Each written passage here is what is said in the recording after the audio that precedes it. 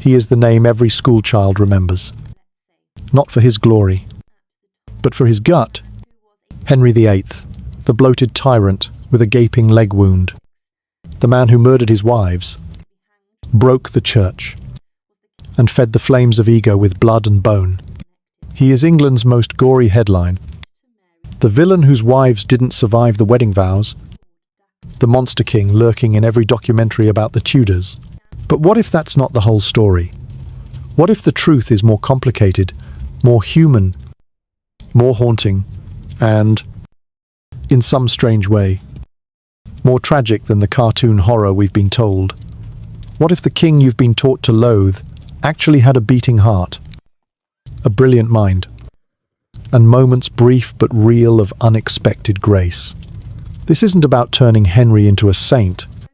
It's about pulling him down from the stained glass window and into the flickering candlelight of a more complete story. Because the man who changed the religion of a nation and executed 2 of his 6 wives was also the man who wrote love songs, educated his daughters, comforted his grieving queens, and carried his children in his arms.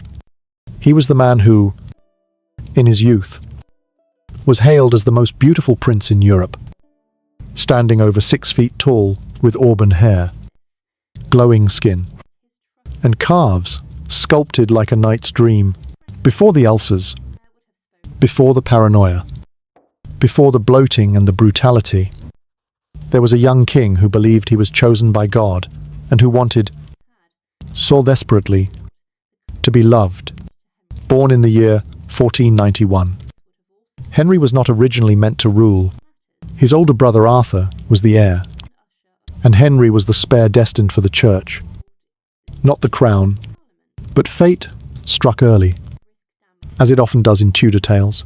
Arthur died in the year 1502, and by 1509, a newly crowned Henry, just 17 years old, sat on the throne of England.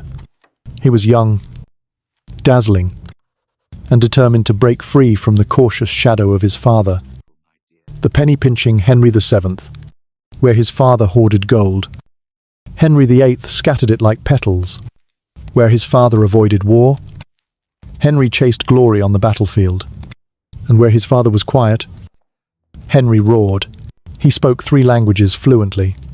He debated theology with priests. He composed music. Some of it still survives, and even penned love poetry. In one surviving manuscript from the year 1518, 20 songs and 13 instrumental pieces are credited to him. This was no brutish oaf stumbling through history. This was a king who read Cicero, quoted the Bible, and played the lute. He was not only strong, he was sharp, and dangerously so. At the dinner table, he could be charming and witty. At the council, he could slice through arguments with the precision of a trained scholar. And yet, he was also Henry, the man of contradictions, the man who could write a tender letter to Anne Boleyn one day and sign her death warrant the next, the man who raised his daughters like princes multilingual, classically educated, politically sharp, and yet nearly destroyed them when they defied him. He gave Catherine of Aragon a lavish coronation and later forced her to live in exile. He once called Anne of Cleves a sweet lady and gave her castles after their annulment, yet publicly humiliated her in the process. His love was a tidal force, generous, overwhelming, and, when it turned, it left nothing standing. But before the storm, there was light. There were years when Henry believed in chivalry, in virtue, in the idea that he could be the perfect Christian king. His court was a theatre of grandeur. Tournaments were staged in his honour. Poets wrote sonnets to his beauty and valour. Foreign ambassadors described him as a model prince, tall, graceful, intelligent, and magnetic. In the year 1511, to celebrate the birth of his first son, he staged a joust so elaborate that its banners alone cost more than most men's yearly income. That son died within weeks, but the image of Henry as a golden father persisted for a while. There were things Henry never did that. in the blood-stained context of history, say more than what he did. He never forced a woman into his bed, not even when he was the most powerful man in the realm. For a king of the 16th century, that restraint was rare. He never murdered Catherine of Aragon, even when it would have been politically convenient. He never legitimized his illegitimate son, Henry Fitzroy, even when desperate for an heir, because it would have broken the fragile order of succession and risked civil war. He never invaded Scotland to crush his sister Margaret or her children. Despite the political opportunities, in a time when kings ruled by divine right and often answered to no one, Henry could have done worse. Many did. He did enough damage as it was. But some lines, shockingly, he did not cross. Perhaps the most haunting contradiction of all was his fatherhood. When he was in the mood, Henry was not only a devoted father, he was a proud one. He carried young Mary through court in his arms, boasting that she never cried. He showed off Elizabeth as a toddler in dazzling gowns. He had a whole palace wing cleaned daily just to protect young Edward from illness. He educated them all with the best tutors in Europe, and then just as swiftly, he could erase them from his heart, reduce them to nothing when politics or pride demanded it. Mary was exiled and bullied until she submitted. Elizabeth was nearly forgotten after her mother's execution. And yet, he brought them back. He restored them. He couldn't stay angry forever. Or maybe he just couldn't bear to look in the mirror and see a father who had failed. In the end, Henry's story is one of grand contradictions. A man who shattered a continent's faith and yet prayed nightly. A man who burned men alive for heresy and yet wrote theological tracts. A man who destroyed monasteries and yet left behind libraries. A man who feared rebellion and yet caused it. A man who wanted to be remembered and yet feared what the memory would look like. Perhaps that's why he gave so much and took even more. Perhaps that's why he changed wives, changed laws, changed his nation all to avoid the one change he could not make: the passage of time, the crumbling of legacy, the march of death. And so, in this series, we are not asking you to forgive Henry. We are asking you to look closer, to sit beside the monster king and ask, was he always a monster? Or was he, like all of us, a storm of contradictions, trying to make sense of the crown of thorns he wore with pride, with pain, and with peril? The good in Henry does not erase the evil, but maybe, just maybe, it explains it. Long before the ulcers, the madness, the wives who vanished one by one like ghosts in a bloody fairy tale, before the gory stories of beheadings and the heavy, broken figure seated in gold like a warning from God himself. Henry VIII was a young man of impossible beauty. In the candlelit courts of early 16th century Europe, his very presence was enough to hush rooms, to halt breath, to pull the attention of those who had grown weary of monarchs and their painted masks. He was no painted mask. He was flesh and flame and promise. In the year 1515, when he had just turned 24, the Venetian ambassador Sebastian Justinian wrote in awe that the King of England was the handsomest potentate he had ever laid eyes on. His calves finely shaped, his skin bright and clear, his auburn hair combed in the French style, and his face so beautiful, it could belong to a pretty woman. This was not flattery born of diplomacy. It was the genuine astonishment of one man encountering what seemed to be a living ideal. The England Henry inherited was cautious and quiet, shaped by the cold hands of his father Henry VII, who had survived the brutal Wars of the Roses and ruled with a paranoia that kept the kingdom intact but dimmed its light. When young Henry took the throne in the year 1509, he came like a burst of summer through a long winter, vibrant, radiant, and eager to impress. His coronation was no dusty ritual, but a performance of glory, a theatre of majesty, crafted not just for the nobles at court, but for history itself. This was a king who understood the power of spectacle, who knew that to rule England was not merely to command armies and laws, but to command the gaze of the people. He knew what they wanted. A king who looked like the legends, who glowed with health and youth and divine favour, and he gave it to them, with every embroidered sleeve, every tilt of the head, every appearance at the window, perfectly timed, like the rising of the sun. Portraits from his youth show a man of symmetrical features and striking strength, his shoulders squared like a warrior, his eyes alert, but not cruel, his stance echoing the power of kings past while hinting at a dangerous kind of charm. The portraits painted in later years the bloated monarch in stiff garments, eyes hollowed by suspicion, lips tight. With command are not the same man. That man was built over time, brick by brick, scar by scar. But the Henry who dazzled Europe in his 20s was not yet the executioner. He was the dream, and he knew it. He used his beauty like a weapon.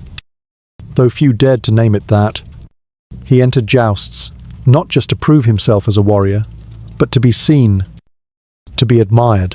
His legs, especially, were the subject of courtly whisperings, not merely for their strength, but for their shape, for the way he filled his armour, for the way he rode, not like a monarch who had been taught how, but like a knight born in the saddle.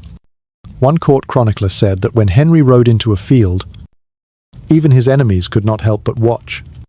There was an elegance to his brutality, a grace in his dominance, and that contrast, beauty wrapped in power, made him irresistible. This obsession with appearance was not shallow.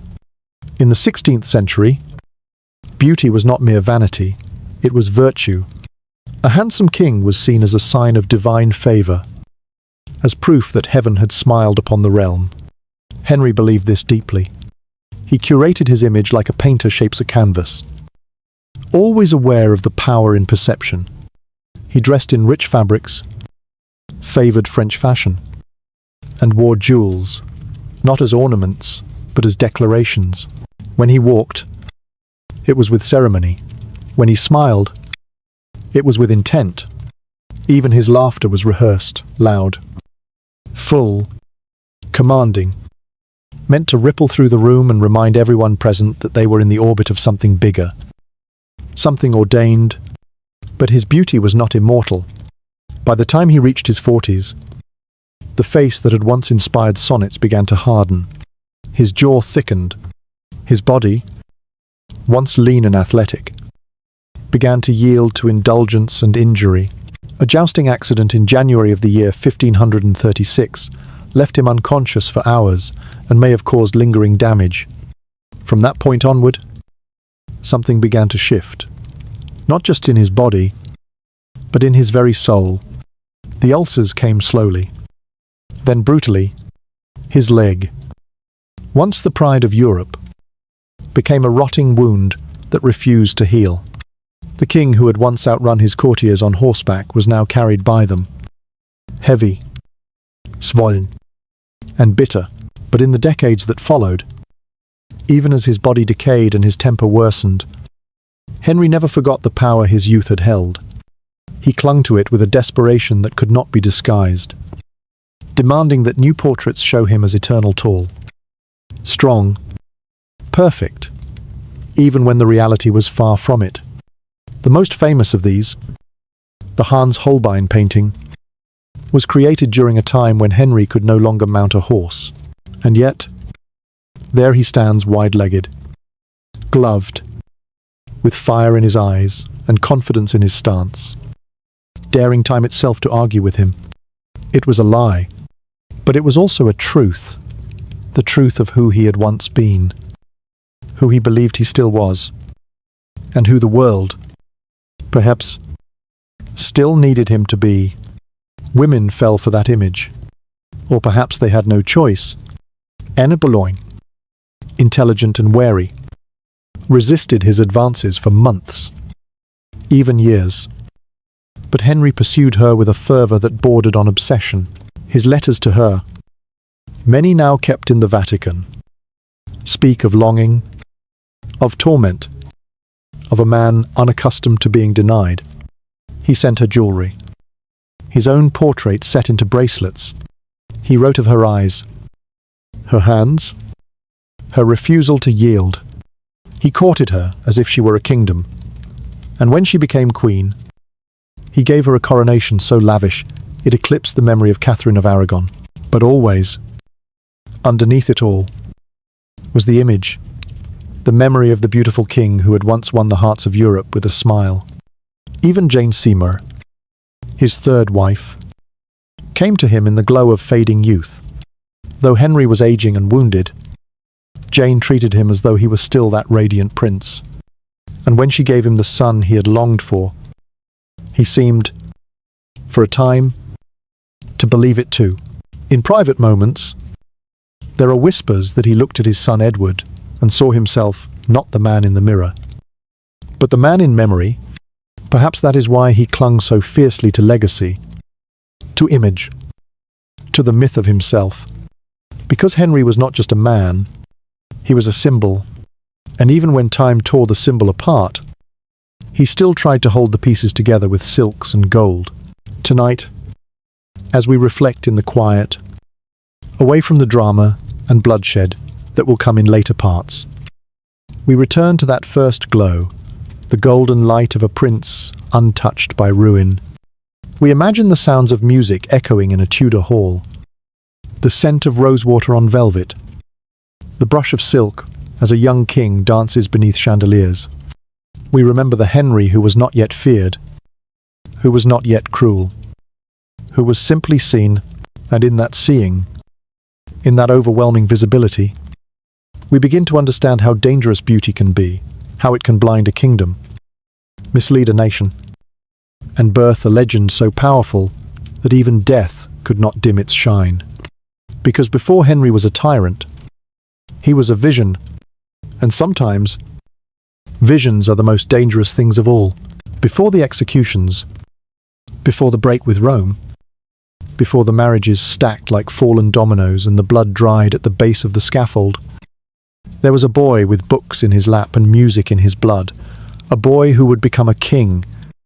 Yes, but who first became a scholar. To understand Henry VIII is not to forgive him, but to understand him at all. We must go further back than the image of the bloated tyrant and the screaming queens. We must step into the early mornings of his youth, when candlelight flickered over Latin texts, and the air smelled of ink and ambition.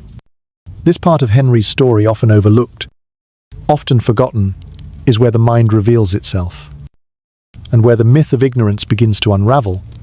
From an early age, Henry was steeped in education, not because he was meant to rule, but because he wasn't. As the second son of Henry VII and Elizabeth of York, the throne was never meant to be his.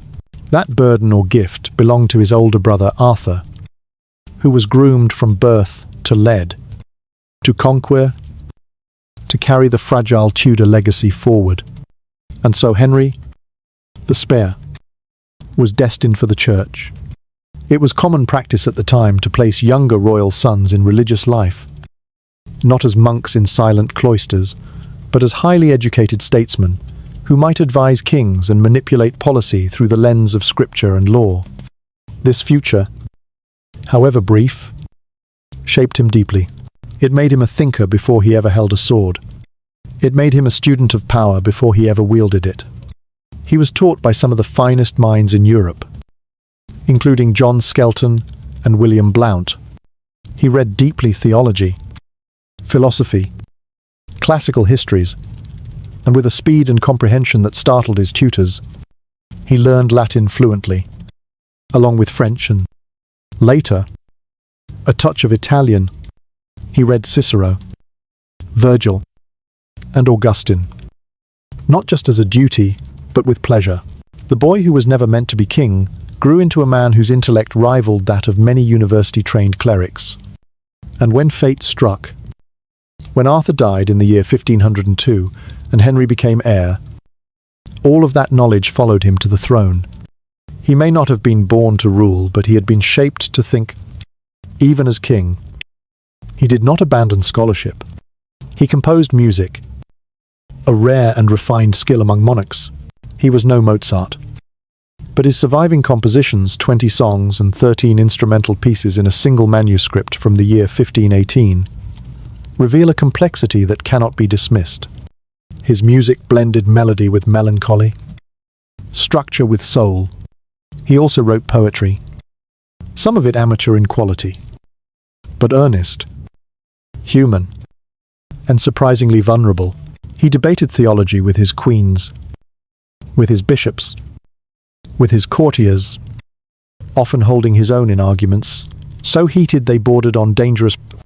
He even wrote a theological tract defending the 7 sacraments of the Catholic Church against the reformer Martin Luther, a work that earned him the title Fidei Defensor, Defender of the Faith, from Pope Leo X in the year 1521. It is one of history's darkest ironies that the same man who earned that title would later burn the bridge to Rome and create his own church. But that's the paradox of Henry's mind. It was always running ahead of him, leaping across contradictions, chasing new ideas without always pausing to consider the wreckage left behind. His intellect was a double-edged sword. It gave him vision, but it also gave him pride. It allowed him to argue with theologians and win, or at least believe he had won, and that confidence led him to believe he could reshape religion itself. When he found himself trapped in a marriage to Catherine of Aragon with no surviving male heir, it was not merely lust or political pressure that drove him to seek annulment. It was also the twisting logic of a man who had read Leviticus and convinced himself that God was punishing him for marrying his brother's widow. His decisions were not always born of brute force. They were often born of dangerous thought sharpened by years of study, by the thrill of debate, by the belief that he was the smartest man in the room. And sometimes he surrounded himself with intellectuals, with translators, with theologians and reformers and poets. Erasmus praised him. Thomas More served him.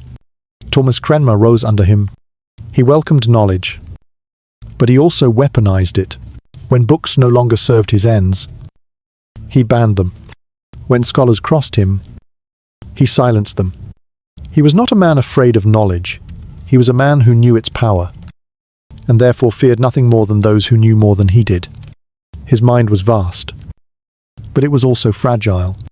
It needed to be the sun around which all others revolved. And when that orbit broke, the fallout was deadly. Still, we cannot forget that there were moments when Henry's intelligence lifted others.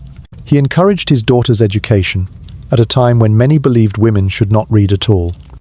Princess Mary and Princess Elizabeth were taught languages, music, history, philosophy. They were raised to think, not just to serve. Catherine Parr, his final wife, published books under her own name, debated religion with her husband, and was respected for her wit as much as for her piety. Even Anne Boleyn, though ultimately doomed, was admired by Henry not just for her charm but for her mind. These women, shaped and supported by Henry's love of intellect, however conditional it may have been carried forward, a legacy of female education that would echo long after his reign. Tonight, as we sit in the soft shadows of history, we remember the man who argued with popes and poets alike, who played the lute after dinner and quoted scripture at dawn, who wrote about the soul while drowning his court in suspicion and fear. We remember that knowledge alone does not save a man, but it reveals him. Henry's mind was not gentle, but it was brilliant. It was not pure, but it was burning. It outpaced the myths built around him, and in doing so, it left behind a portrait far more complicated than any we might hang on a palace wall. He was not just the tyrant who broke his wives. He was the thinker who broke the mold. And sometimes, that is the more dangerous legacy of all. Beneath the steel and scripture, beneath the polished Latin phrases and gold-threaded robes, there lived a boy who never outgrew his ache to be adored. The same mind that could compose a madrigal, translate a psalm, or challenge a pope, could also unravel under the weight of unreturned affection. For all his force and fury, Henry VIII, The king who shattered kingdoms was, at his core, a man who could not bear to be left waiting in silence. And in love, silence was the one weapon he feared most. He had learned early that beauty could command attention, and that intellect could earn respect. But he also learned that neither guaranteed love. Love had to be chased. And Henry, the King of England, would chase it like a hound on the scent of blood relentlessly, obsessively, and with a desperation that neither crown nor consequence could soften. The boy who was once second-born had grown up watching alliances sealed through marriage, affection measured in dowries and heirs. But when Henry loved, he wrote, and when writing failed, he waited, and when waiting failed, he refused to let go. It began with Catherine of Aragon, the Spanish princess who had once been betrothed to his brother and then left a widow in a foreign land. Their early years together were tender, full of hope. Long prayers and quiet dance. He called her, "My most beloved queen." When their son died in infancy in the year 1511, he grieved with her. Not apart from her, when their daughter Mary was born in 1516, he clung to the dream that sons would soon follow, and for a time, they loved, not with the fire that would come later, but with the steady warmth of duty dressed as affection. But time was cruel, and as the years passed and the sons never came, Henry's need for an heir turned into a hunger that love could no longer feed. Then came Anne. Anne Boleyn was not the most beautiful woman at court, but she was the most elusive, sharp-tongued, French-educated, politically shrewd. She was unlike any woman Henry had ever pursued. And perhaps that is why he fell. He was used to women bending. Anne stood her ground. While other women accepted gifts and returned glances, Anne withheld herself completely. She would not be his mistress. If he wanted her, he would have to make her queen. And so, Henry began to write. The love letters he sent to Anne, preserved now in the Vatican, far from the soil that once drank her blood, are haunting in their intensity. They are not letters of a king to a subject, but of a man to a woman who refuses to yield. He calls her his mistress and friend. Writes of sleepless nights, of longing that burns through silence, of the ache to hear her voice. Essentials, tokens, poems. In one letter, he signs off, not as Henry Rex, but with a heart pierced by a lover's initials. These are not the writings of a tyrant. These are the writings of a man unraveling in the space where power no longer matters. Anne, for her part, resisted not because she didn't feel something, but because she knew the stakes. To be desired by a king was dangerous. To be loved by him was deadly. And yet, slowly, inevitably, the dance began. She accepted his gifts. She replied with caution, then warmth, then clever flirtation. But still, she made him wait. Months passed, years, and Henry, who had never learned the art of letting go, only gripped harder. He began to rewrite the world around her. He sought an annulment from Catherine. He defied Rome. He rewrote law, rewrote God, rewrote marriage itself. He did not do this solely for Anne. History is more complicated than lust, but she was the catalyst, the spark that lit the pyre. He burned his world to make room for her, and in doing so, he made her queen. Their marriage was a coronation of obsession. Anne was crowned with full ceremony at Westminster Abbey in the year 1533, a rare honour, one that even Henry's later wives would not receive. But coronation did not mean security. If anything, it marked the beginning of her descent. For Henry was a man who could love fiercely, but only while the flame burned bright. When Anne failed to give him a son, the heat began to fade. And yet, even then, he could not fully turn away. In public, he honoured her. In private, he wavered. And when he finally let her fall, he did so with terrifying finality. But Anne was not the only woman caught in the gravity of his need. Jane Seymour, quiet, demure, and politically convenient, became the next focus of his devotion. This time, he courted her with the tired hope of a man who had learned how quickly queens could vanish. He sent her a purse full of gold, a clear promise that she would not just be another name. And when she bore him a son in the year 1537, he believed briefly that his search had ended. When Jane died 12 days later, Henry wept. He wore mourning for months. He did not remarry for years, perhaps because, in death, Jane became the only woman who never disappointed him. And still, he searched for comfort, for legacy, for a face that could replace the ghosts. Anne of Cleves was a political marriage, not a love story. And when Henry found her unattractive, he had the union annulled with rare civility. He gave her homes, titles, and a friendship that outlasted the marriage itself. Catherine Howard, the teenage beauty, brought a flicker of excitement back into his life, but it was short-lived and ended in betrayal. And finally, Catherine Parr, the scholar queen, gave him companionship and intelligent conversation. She outlived him, but not without surviving his suspicions. What binds these women together beyond the crown and the fate of marriage is Henry's inability to let go once his heart had fixed itself. He could change wives, but he never learned how to truly release the hunger that drove him. Love, for Henry, was not a gentle place.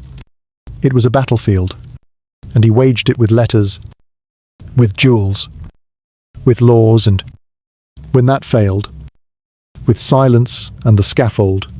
Tonight, in the stillness of this reflection, we do not excuse him, but we listen. We read the letters, we trace the ink, we imagine the man who sat alone in candlelight, writing not as a king, but as a lover, waiting for a reply that would never come quickly enough. We imagine the ache beneath the gold, the fear beneath the fury, the boy who became a king and still longed to be chosen again and again, even when the choosing left others destroyed. Because in Henry's heart, love was never quiet. It was loud. It was law. It was war. It was not expected of kings to listen. It was not required of them to admire a woman's wit, to ask for her opinion, or to let her finish a sentence in the presence of bishops, cholas, or foreign ambassadors. But Henry did. And not just once, not as a moment of courtesy, but again and again, even when it went against custom, against comfort, even against his own pride. It was not consistent, and it was not perfect. But it happened, and in a world that silenced women with a glance or a law, even inconsistency was a crack in the wall. Catherine of Aragon had been raised in the court of Isabella of Castile, a queen who had ruled beside her husband as an equal, commanded armies, and negotiated with the Pope on her own terms.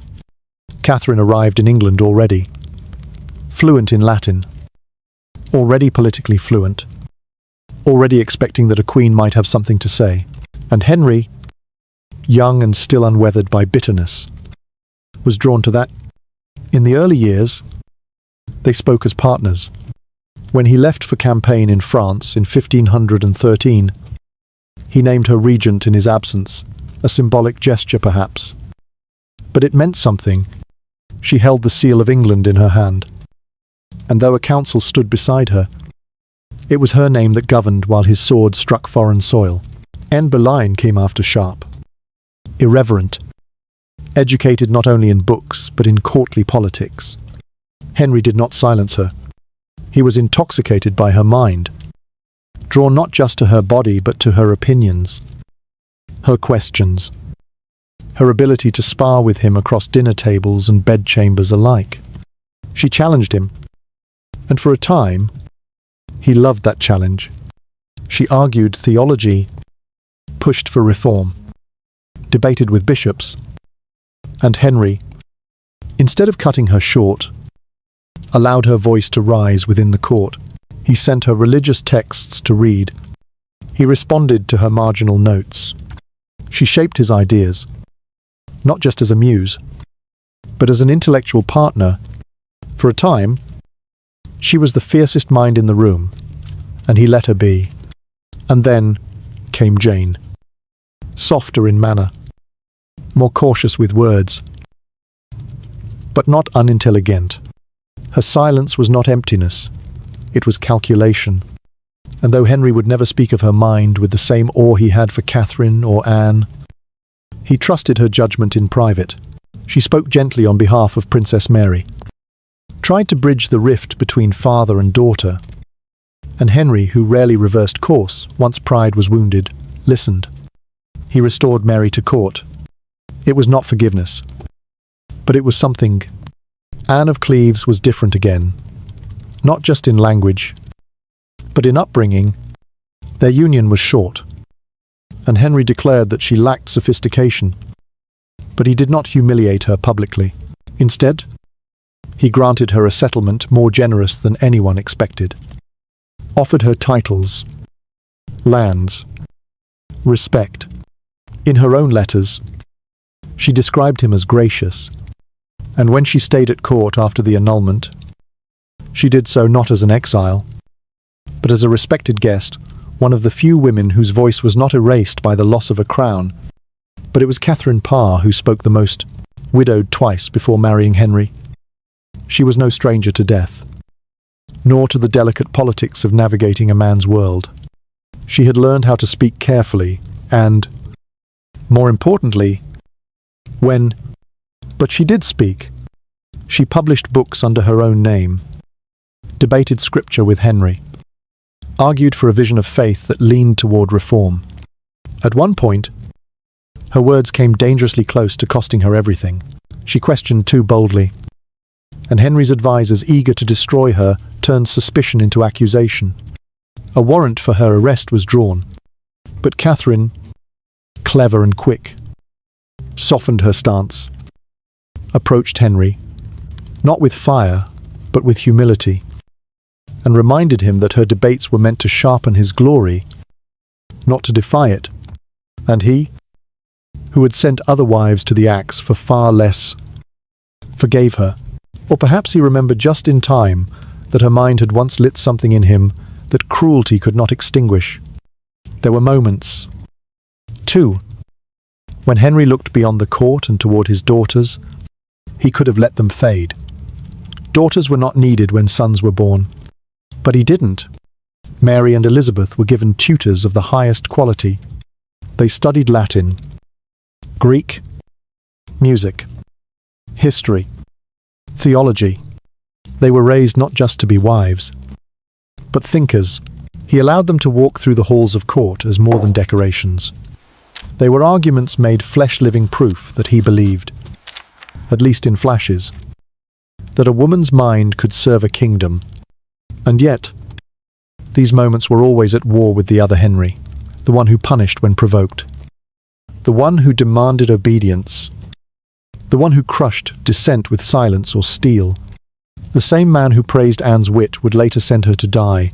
The same man who educated Mary would force her to sign away her mother's marriage. The same man who cherished Elizabeth's brilliance would nearly erase her from history when her mother fell. There was always a flicker of fear beneath the praise, the sense that Henry admired intelligent women only as long as their sharpness did not turn against him. Still, in a world that demanded quiet from its queens, Henry permitted noise. Sometimes he even welcomed it, and when he named both Catherine of Aragon and Catherine Parr as regents in his absence, when he allowed his last wife to publish openly, when he sat in chambers and read letters written by a daughter rather than a son, those moments mattered. They were small, inconsistent, fragile, but they left a mark. Now, as we sit in the quiet after midnight, with the echoes of those women still brushing the walls of forgotten rooms, we wonder what it meant that a king who was feared across Europe also feared the sound of silence from a woman's mouth. We wonder what it meant that he chose, again and again, to marry women who could speak and that he listened, even when the listening hurt. Perhaps that is the contradiction that lingers most, that Henry, so often brutal, allowed words to live where others would have snuffed them out. That the king who demanded obedience also left space, however narrow, for resistance to breathe. And in that narrow space, some women, not all, not enough, were allowed to be more than queens. They were allowed to be heard. He is remembered for the things he took, the heads he ordered to fall, the monasteries he crushed into dust, the loyalties he severed with a glance. But Henry VIII, for all the blood and thunder that darkened the edges of his reign, also gave. And sometimes he gave more than anyone expected. His generosity, like everything else about him, was layered in contradiction. It could be lavish, unpredictable, manipulative, but it was real.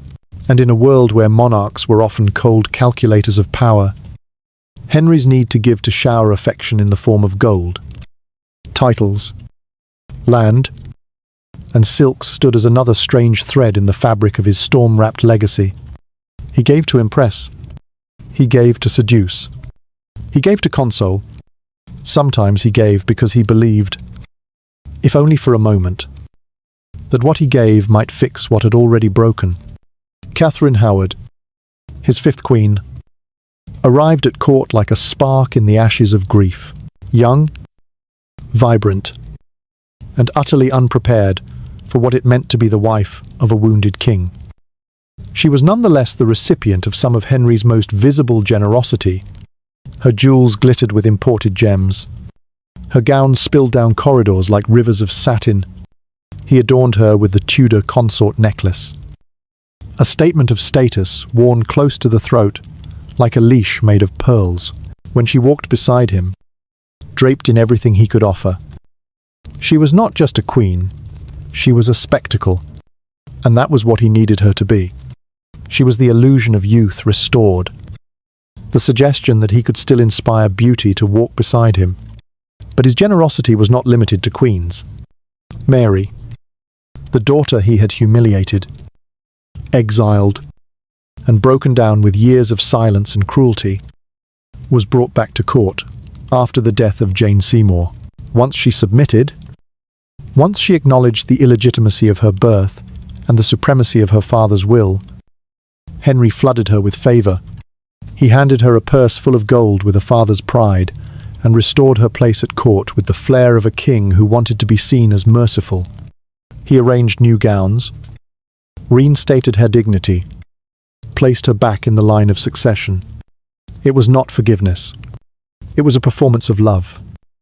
Perhaps, but a powerful one, and to Mary weary, lonely, hungry for approval.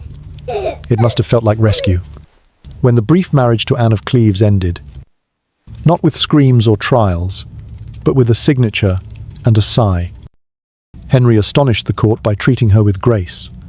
She was granted one of the most generous annulment settlements in Tudor history, estates, jewels, and the title of the king's beloved sister were hers.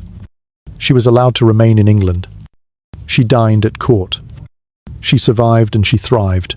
In private letters, she referred to Henry with a kind of detached fondness. Never quite love, never quite bitterness. He had rejected her, but he had not destroyed her.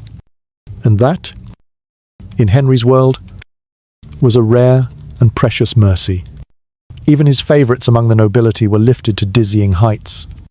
Charles Brandon, who had once been little more than a court companion, became Duke of Suffolk, married the king's sister without permission, and still found himself forgiven. Yes, a fine was extracted, a heavy one, but the relationship endured. Brandon was, perhaps, the closest thing Henry had to a lifelong friend. Others rose and fell quickly, their favour dependent on mood or policy. But for those who held his gaze, the rewards could be unimaginable. He gave castles. He gave titles. He gave lands so vast they could not be walked in a day.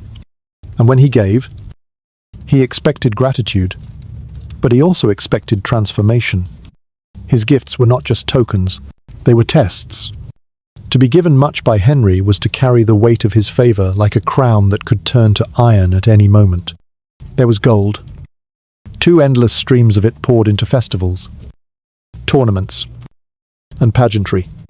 The Field of the Cloth of Gold, a diplomatic spectacle held in the year 1520, glittered with tents made of silk, fountains that poured wine, and costumes so elaborate they shimmered like living paintings under the sun.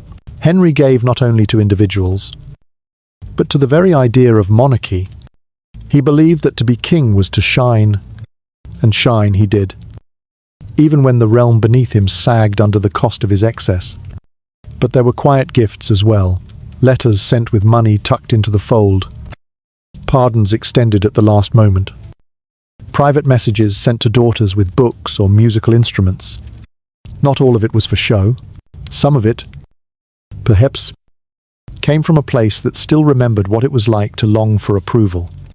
The boy born to a cautious king, the second son who was never meant to rule, may have learned early that giving was a way to be needed, to be loved. Tonight, in the hush of history's long corridor, we walk through the ruins of palaces where his gifts were once unwrapped. We see the gowns faded, the jewel dulled, the titles forgotten, but we remember that for all his cruelty, for all the destruction he unleashed, there were moments when Henry VIII reached out not to crush, but to give, and in those moments, brief and flickering, he became something more than the tyrant. He became, perhaps, just a man who did not know how to love except through gold and grandeur. A man who believed, even in his final days, that what he gave might one day outweigh what he had taken. There are images we never associate with Henry VIII. A hand softly pressed against a pregnant queen's back, a father pacing the halls of a palace, sleepless with worry, as a midwife whispers through a door, a man kneeling by a bed, not in royal ceremony, but in fear of loss. Fear of love unreturned. Fear that even kings cannot shield the ones they cherish from the cruelty of fate.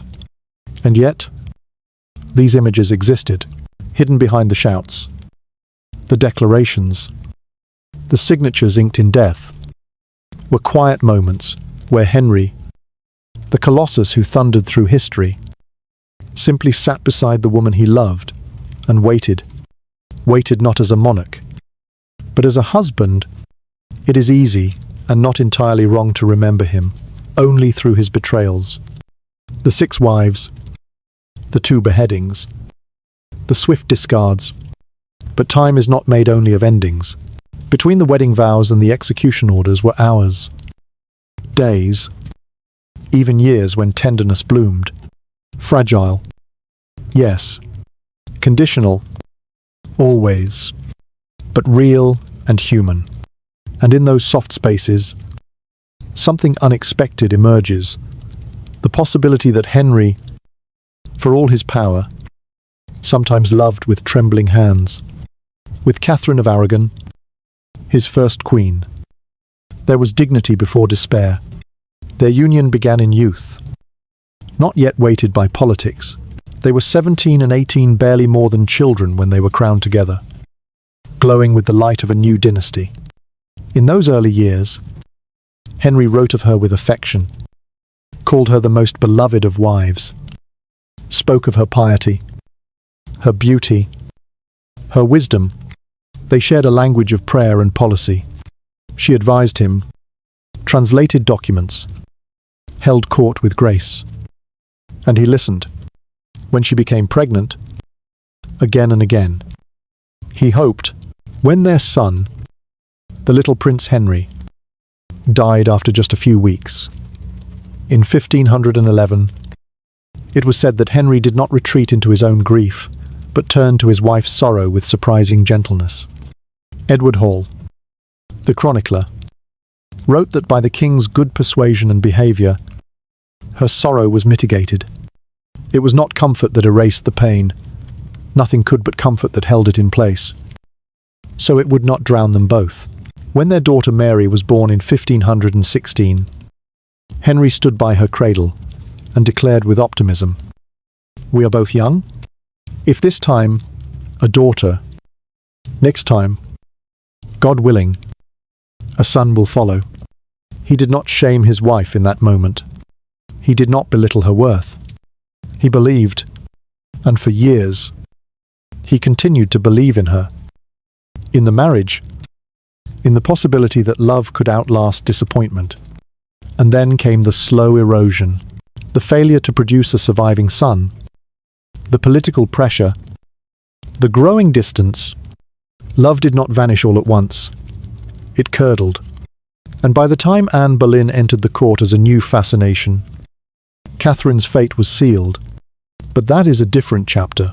For now, we remain in those earlier days where Henry kept her close, shielded her from news of her father's death during a pregnancy, waited beside her as each new child was born, and grieved with her each time the silence of death took the child before it could speak.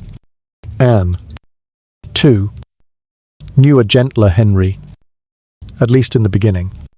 Before the suspicions, before the miscarriages, before the hatred, there was a man who burned for her not just with lust, but with need. He longed to please her. He built a palace of promises. When she was made queen, he did not just place a crown upon her head, he wrapped her in jewels, staged ceremonies, offered her the full honors of royal power. She was not hidden away or kept behind veils. He displayed her proudly, invited her to speak, listened when she spoke too much. When she was pregnant, especially with Elizabeth, he hovered. He wrote of his excitement. He celebrated publicly. And when she miscarried a son in early 1536, something in him cracked, but he did not strike immediately. For weeks afterward, he still tried to repair what was breaking. There were gifts, there were walks, there were silences that felt almost like mourning. It was only later, when grief became accusation and ambition turned sour, that the softness vanished. But it had been there, and sometimes, in the quiet between decisions, it flickered again, just long enough for history to glimpse it. Jane Seymour may have seen it most clearly. She came to Henry at a time of weariness. He had killed Anne. He had buried the illusion that love would always triumph.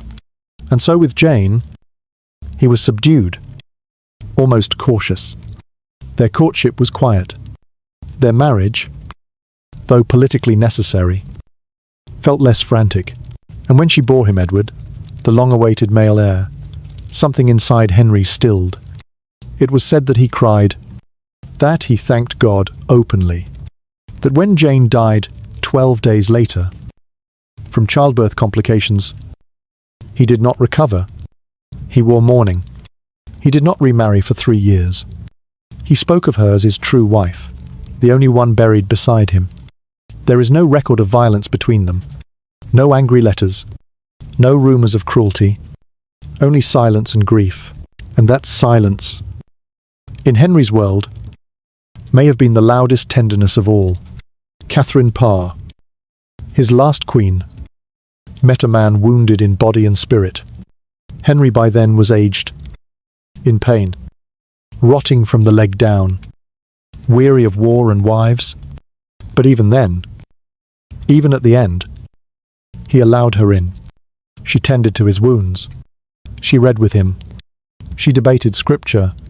He made her regent while he campaigned in France. He trusted her, and though suspicion nearly poisoned their marriage, her reformist leanings brought her close to arrest. She survived, because she understood how to speak to him, and how to remind him that love, even then, was possible. There were many nights when Henry VIII was not a king, just a man at the bedside of a woman who feared childbirth, or death, or exile. There were moments when his hand rested over hers, not to command, but to hold. There were days when he watched the horizon for a messenger, waited for the cry of a newborn, or the footsteps of a wife returning to court. These moments were not grand. They did not change policy or rewrite law. But they were real, and they made him, briefly, something other than the monster we remember. Tonight, we do not deny the ruin, but we also do not erase the tenderness that lived beside it. The husband who brought a grieving queen tea, who kissed a forehead slick with fever, who wrote letters full of worry, who paused even just for a breath to be soft. And in that breath, history holds its silence. He was not made for softness.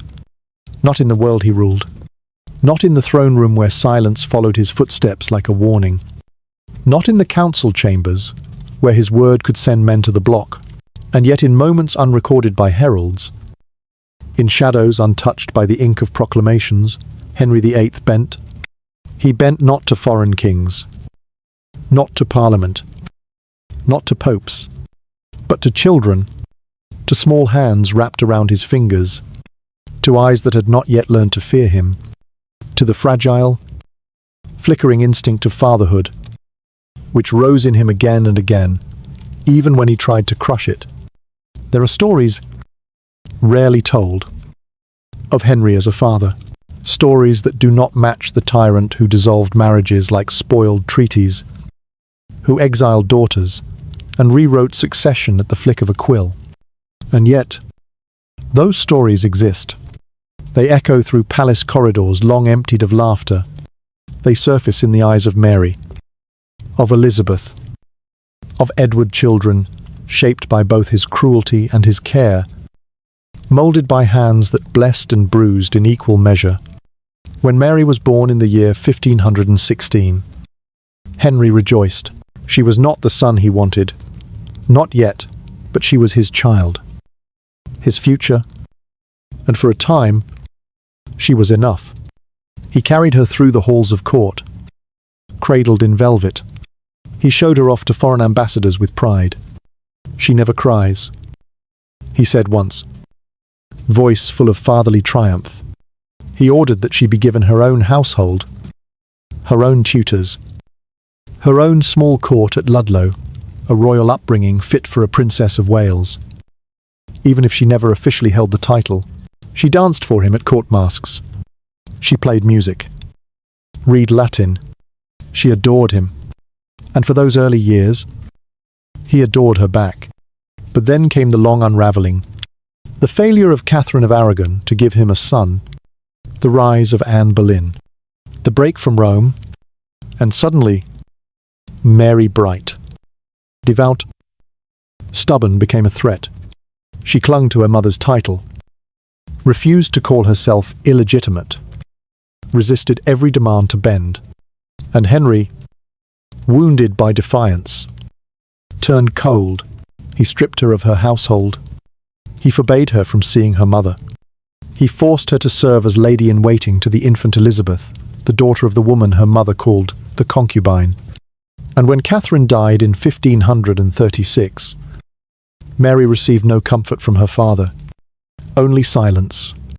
And yet, he could not stay angry forever. Jane Seymour's quiet influence helped soften the ice. So did politics. But somewhere, buried beneath the stubbornness and pride, Henry remembered the girl who had once been enough. He brought Mary back to court. He pressed gold into her hand. He restored her to the line of succession. It was not love as we wish it. It was not an apology. But it was, in its way, a return. He could not undo what had been broken. But he tried awkwardly, unevenly, to build again. Elizabeth's story was harsher still, born in the golden glow of Anne Boleyn's brief queenship. She was once celebrated as the new hope, the child of the new order, but when Anne fell arrested, tried, and executed in the spring of 1536, Elizabeth was not yet 3. Her mother's blood had barely dried before the toddler was declared illegitimate. Her servants were dismissed. Her wardrobe fell into disrepair. She wore clothes that no longer fit. Her name vanished from official prayers. She became, in every legal sense, nobody. And still Henry did not forget her. Not entirely. When Elizabeth reappeared at court as a child, he watched her dance. Listened to her speak with clarity beyond her years. He arranged for her to be educated by the finest tutors. He allowed her presence in portraits. He granted her a place, if not a secure one, in the great machinery of dynasty. And when Catherine Parr became queen, she took Elizabeth into her household and gave her warmth where Henry could not.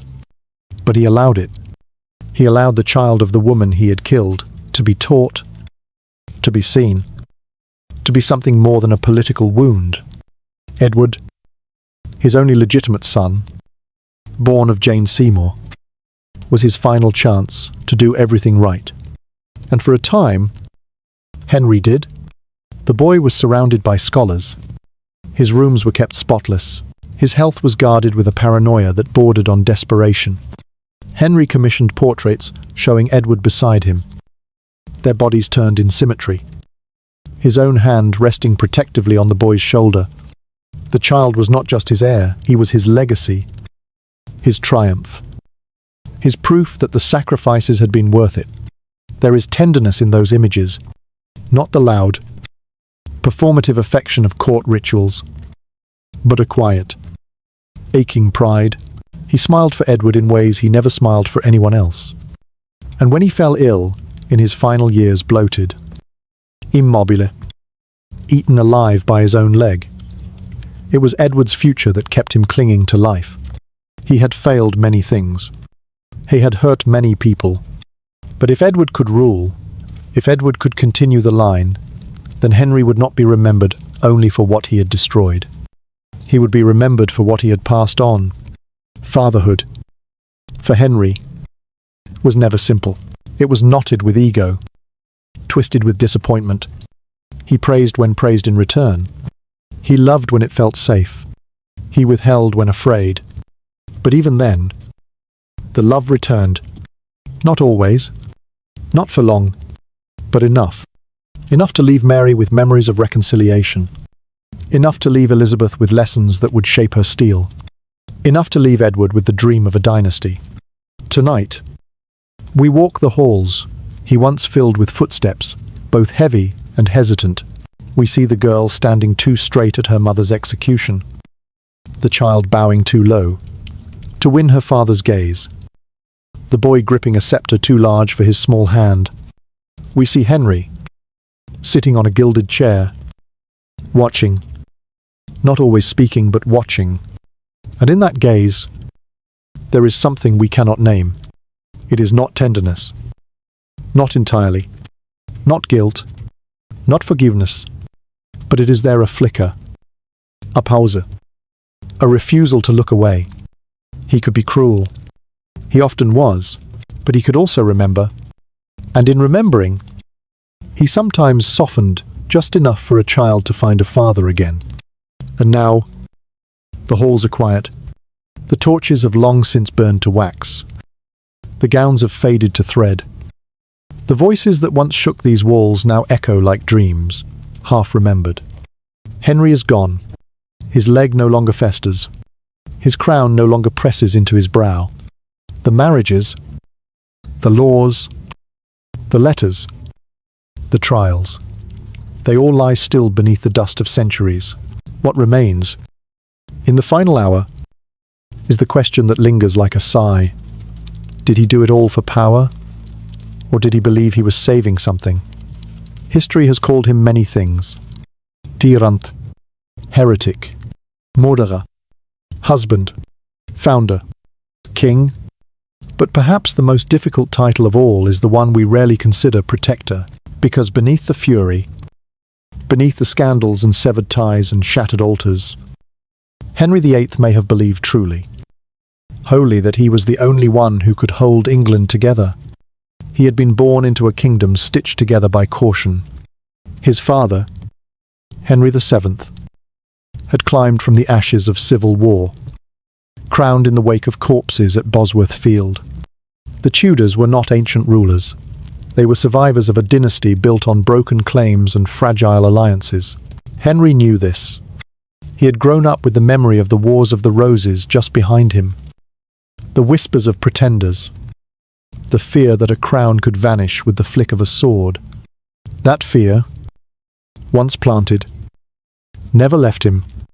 When Catherine of Aragon failed to give him a living son, it was not only disappointment he felt, it was dread. Not just for himself, but for the realm, a female ruler. It had never happened before. Not in England. Not successfully. The last time a woman had tried to rule Empress Matilda in the 12th century, the country had collapsed into chaos, torn apart by feuding lords and rival claims. Henry remembered that. He remembered the blood, and he was not willing to risk it again. So he searched for solutions.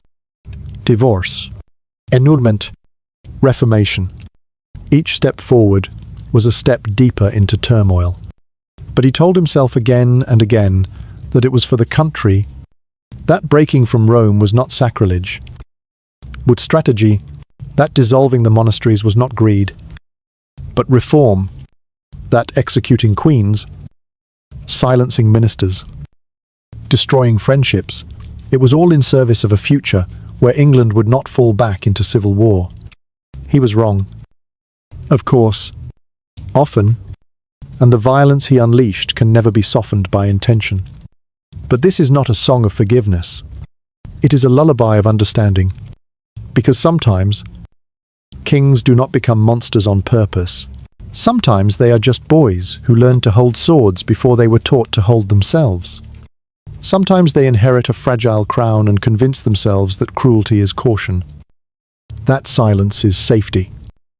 That fear is loyalty. Sometimes, the tyrant is just a man too scared to admit he is scared. Henry believed in the importance of legacy. He built great palaces, collected tapestries, filled libraries, wrote music, but more than that, he believed in the importance of heirs of keeping the line alive. And in the final years of his life, bloated and in agony, he clung to the fragile bodies of his children like a man clings to a torch in a blizzard. Edward, the son he had longed for. Mary, the daughter who had broken and bent and returned. Elizabeth, the child of the woman he had destroyed. Now standing like flame in the corner of his vision, he wrote them into the succession not with love, though perhaps that, too, but with the knowledge that one of them must carry the kingdom forward. He was not a good man. He was not even a good king, if goodness is measured in mercy, but he was a man of his time, and sometimes ahead of it. He gave his daughters an education that most sons never had. He allowed women to speak at his table, to publish books, to govern in his absence. He knew the value of a mind. He knew the cost of rebellion, and he chose, again and again, to bear that cost himself or make others pay it for him. Tonight, as we drift to the end, let us not paint him golden, but let us not leave him entirely in shadow either. Let us remember that within the man who took so much, there was a man who also gave, who hoped, who feared, who failed, and who in his own violent, tragic, impossible way believed he was building a kingdom that could survive him. And in the end, perhaps he did. For England did not fall. It bent. It cracked. But it did not break. And sometimes, in the long hush of history, that is the most a king can hope for. Sleep now. Henry, the war is over. The crown remains.